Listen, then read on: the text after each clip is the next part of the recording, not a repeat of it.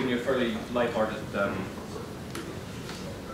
visually led insight into the weird niche business that is mocap. Not very technical, so I'm sorry if anybody was expecting to see lots of motion builder tips and tricks and all that stuff. It's not just about, like I said, visually led. So who am I? I'm Mick Morris. I'm the managing director of Audio Motion. I don't wear that outfit every time. It's one of my first favourites. So welcome to the bluegfx Expo. Can I have a quick show of hands to see how many animators we've got in offices? Okay, about half. Good. Good. So,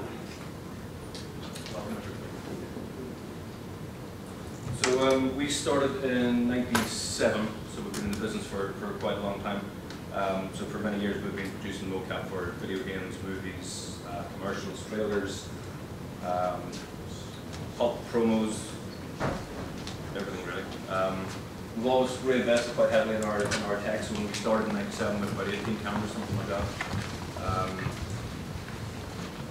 Now we're up to 140, which gives us the capability of being able to shoot in our studio in Oxford and also be able to have a rig on location if it needs to be, which is something that happens quite frequently these days. So just a quick note on terminology. You're all well aware of what motion capture is, otherwise you wouldn't have come here. So you've got performance capture, you've got motion capture, you've got mocap. So sort of diving in, we're just going to touch on performance capture and then we'll come back out again.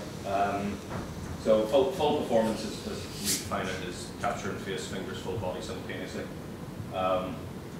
Ideally, we want to shoot this on a proper sound stage because we want to capture final audio. We want to capture all that essence of the performance in one sitting, really.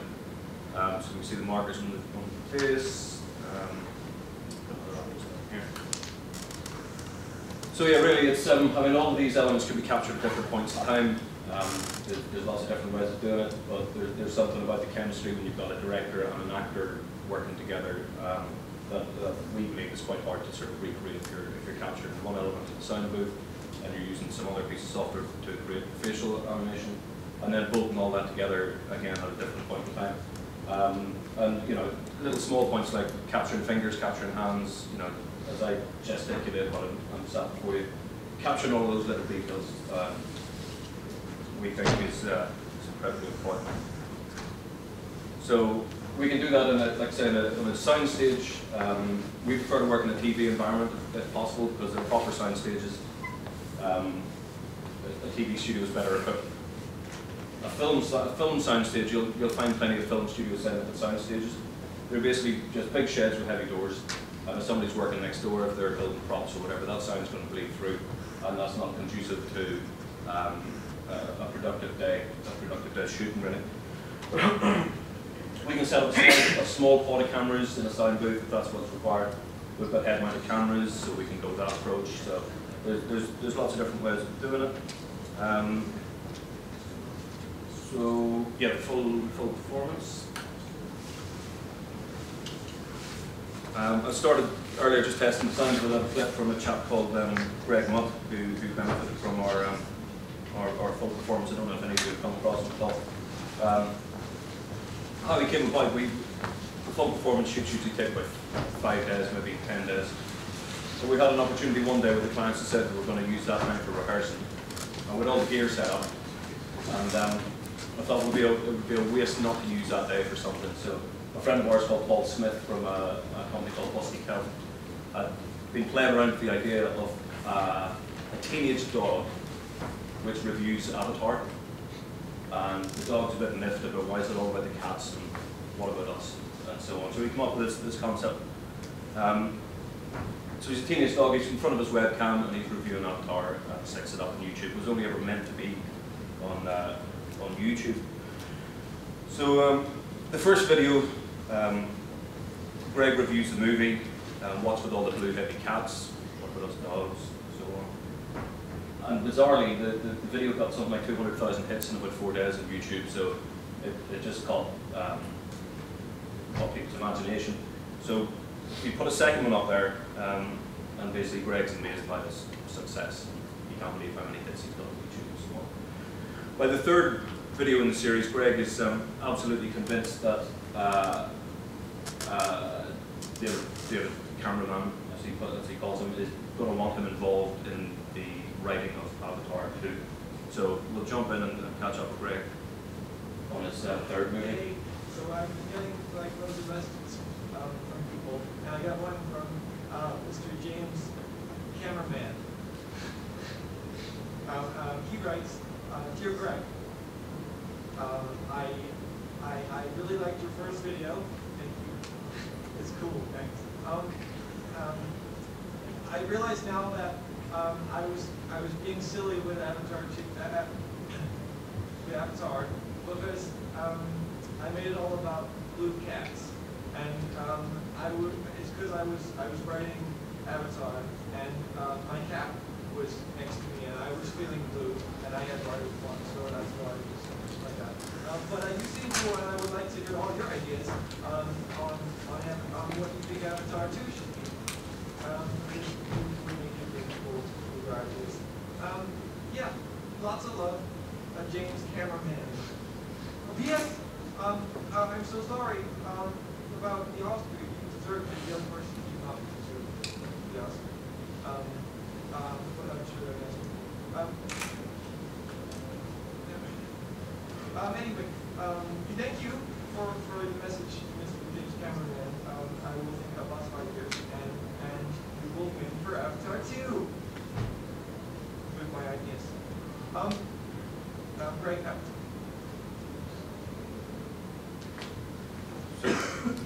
Greg's an example of full performance. I think it was about 40, 50 markers on the face for that.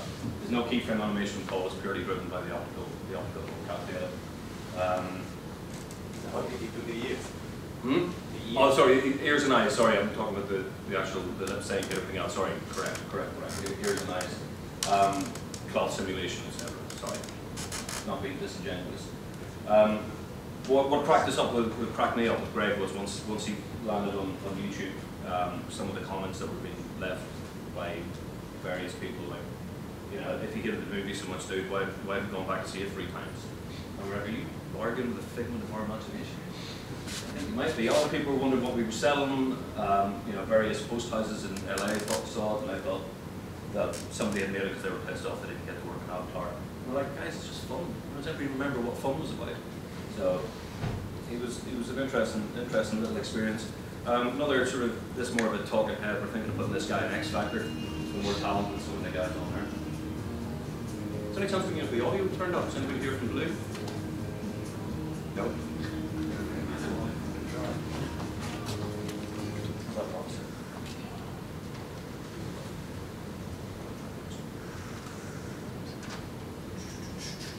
So virtual cameras is another toy that we've got in the studio. You guys are probably familiar with that as well.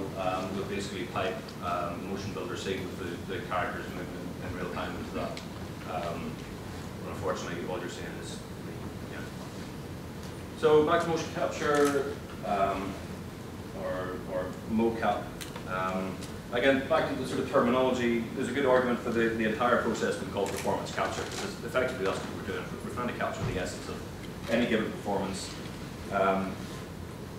So mocap, motion capture, whatever you want to call it.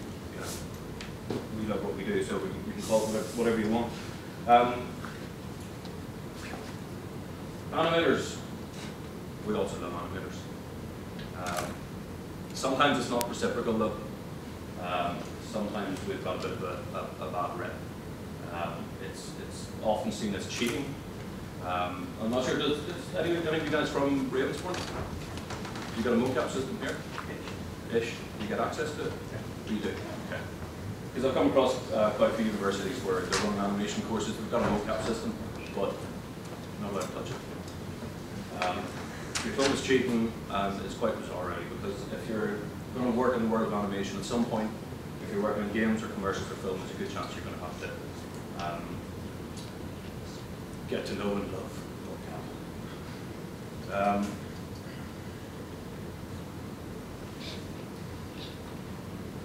So But it's not always a great experience for some studios. They may have had some bad experiences in the past, which is understandable, but there's not much excuse for it in this day and age. One phrase I saw when I was actually in an animation studio was this, which hurt to the core really. But there you go.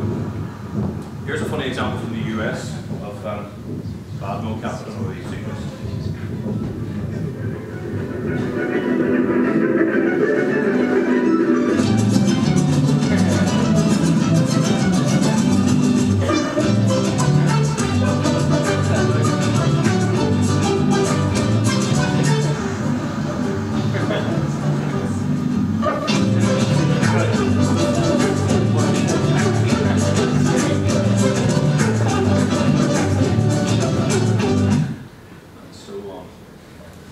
So our philosophy, very much as a mocap studio, is that some of the best work, easily some of the best work we've done is a collaboration between traditional keyframe animators, our mocap, sometimes puppeteers, sometimes with live action.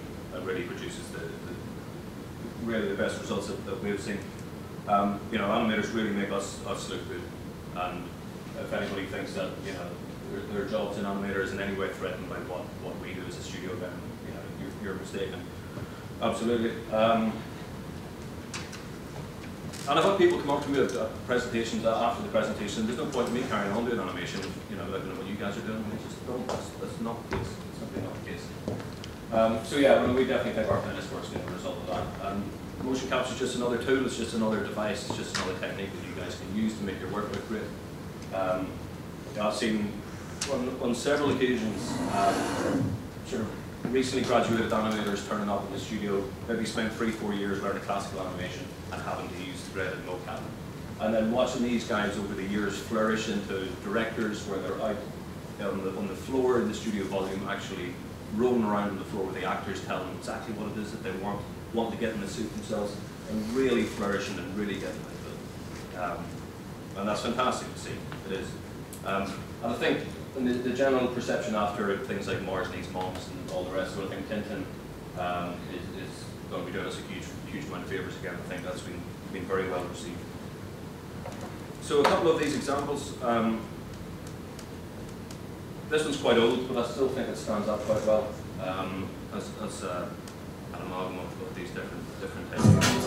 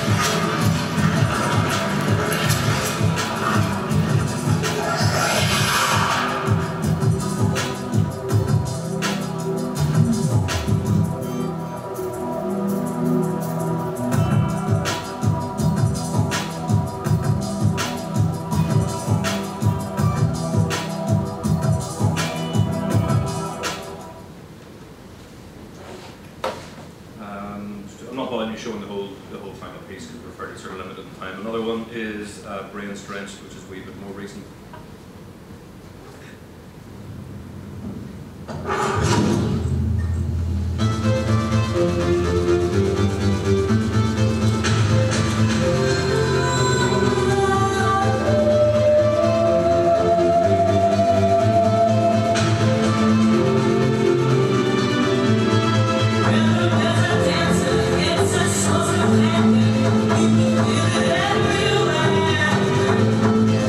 Everywhere.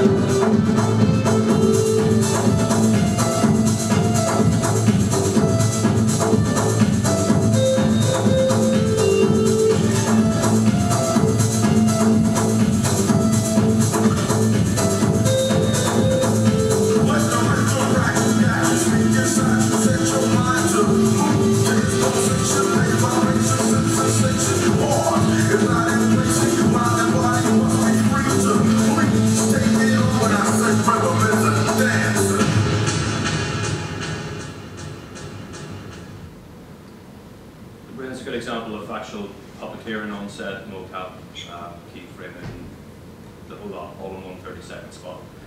So back to the sort of perception, I suppose, contrary to belief, it's not a case of just pushing some buttons and out comes some animation, which is a charge that's levied at us from time to time. You know, our guys have got the same, my team got the same knowledge of weight and timing as traditional animators. Is absolutely key. If that's not something that they have coming to the job, it's something that they learn as they go. One of the things we were tasked with on the Prince Caspian movie was we basically would set up a massive capture volume where we were capturing horses and riders, fallen horses, all sorts. American came in with there, so the horses were etc.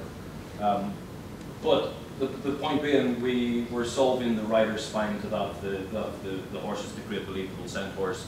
And if anybody, you know, doesn't think that's a creative process, then I don't know what's up. But I think as well as that, on that gig we were creating minotaurs, fawns, all sorts of funky characters. So just briefly fly through a few recent-ish movies: Golden Compass, Clash, Narnia, so on. Yeah, more recently Potter. My mum was still really pissed off that I blew up the Vatican. So she didn't get over that. VFX breakdowns. This is a sort of mashup of a variety of stuff from some of the big vendors, post houses that we work with, NPC, and it shows what these guys can do with what we.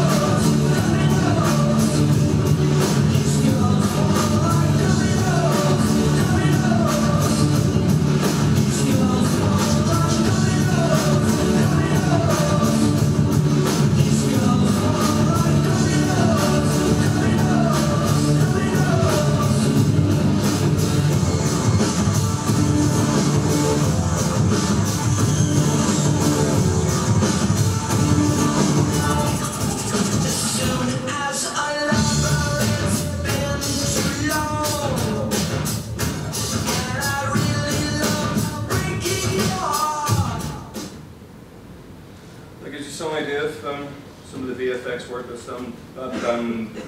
Last shot there was from a movie a few years ago called Fred Claus. You know, if you don't think that we work in a weird business. A friend of mine who's a vicar decided he was going to pop in and we're going to grab some lunch, and he had a vague idea of what it is that we do. And he pulled up and he said, "Mate, can I just use the loo? Go ahead, just go through the green room." He was going through the green room because we wouldn't give it a second thought. In the green room were, I think there was 10 dwarves basically, and we didn't have suits to fit the guys, so someone had gone out and had to buy a load of children's leotards, so they were wearing like electric blue, pink and yellow leotards, and all sat around chatting in Russian, and he came back out just ashen faced, like, you know, I think you thought there was some sort of tear in the fabric of reality for a few minutes. But on a serious note, on the VFX work, as you can see from that, a lot of it is digital doubles, crowd work, armies, whatever might be needed on that front. Typically going into software like massive or proprietary systems like Alice from NPC Zone. And more importantly is taking care of shots that are just too dangerous to shoot in camera. Like Poseidon, I guess, there as an example. So how are we doing? I think through to our reel, and then we'll take a few questions if you've got any.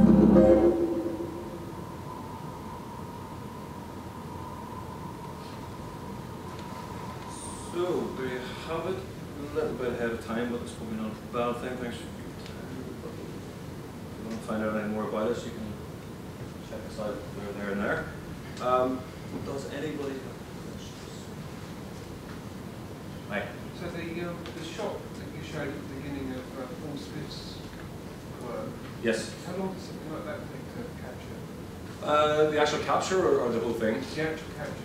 I think we shot about 2 of those, or maybe even we did 3 in a day. Well, once you're set up, it's like, it is, you know, once all the gear's in place and everything's set up, it's very much like traditional filmmaking. It's just, you know, so shoot it, be happy with the take, go again.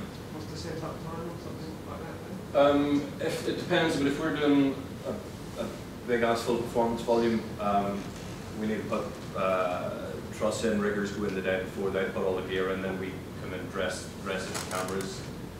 We might have something like 60, 70 cameras on a rig like that. But then the next morning about 8:30, 9 o'clock, get the talent ready and we're ready to shoot. We find on gigs like that, on an average, even with well-rehearsed talent, you'd be hard pushed to do more than about 5 minutes a day, 6 minutes a day, something like that.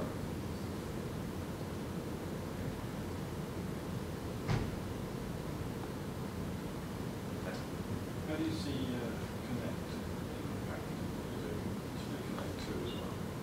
I think what the guys are doing, hacking Connect, is only a good thing for us, to be honest.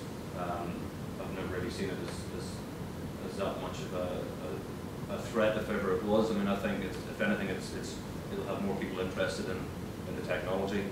You know, if people are hacking Connect and recording stuff in their front room, it might give them the idea to, well, maybe I want to do an animated series, maybe I want to make something else, and want to go larger, and then come to a studio like ours. So I think it's great what they're doing. The innovation is astounding. Is there a chance that technology is going to influence the technology that you're using today? Is there a chance of it? The Connect technology influencing the technology that you use at the moment? Possibly. I mean, I could see it perhaps influencing. I saw a music video last week where someone had basically recorded all of the facial using the Connect cam, which I thought was really interesting breakthrough as well. You know, we're all on for more of it, absolutely. But interestingly, we work with Microsoft and all the Connect Sport stuff. So all of the animations in Connect Sport are all motion captured, and then although you're doing it in front of the camera, it's all being mo-capped already. So, you know, we've been working with them for a long time, and the two, you know, it's all complementary, really. What's the weirdest and what's the hardest thing you've ever had to mocap? It's the weirdest and the hardest. To be honest, you know, even if it's horses or big setups like that, that's not that much of a challenge. It's still performance capture. It's the face. It's always the hardest thing to do. And you know, a lot of you guys will find that once you start venturing out into it. I mean, after Avatar, for example, the phones were red hot with people ringing up saying, "We want Avatar. We want these characters." And we're like, "Well, you haven't got the 120 TDs that we're working on it, and you haven't got, you know, it took a year and a half to rig one of those faces. That's how much time went into, you know, creating the love." And even at that, Cameron is on record as saying that only 1 shot in 10, he reckoned, actually traversed the uncanny valley. It was the story and everything else that carried you through, but even only 1 shot in 10 actually, as far as he's concerned, carried you through. The face is such a difficult,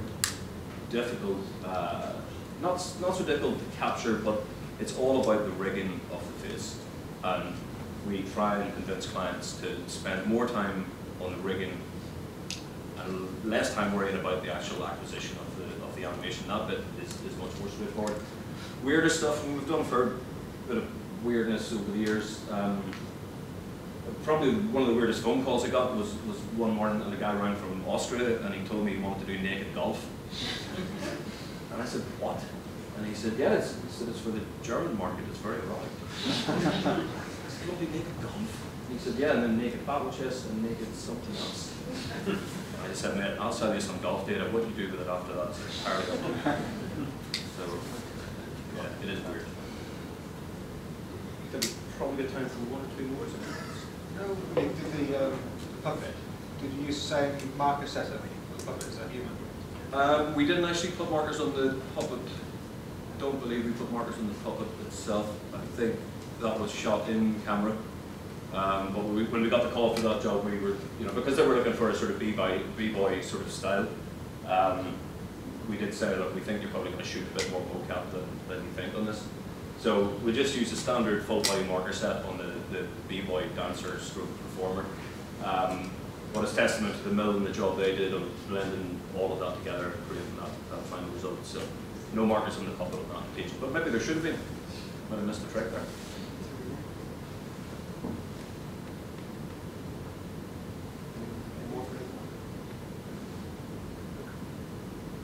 Thank you very much.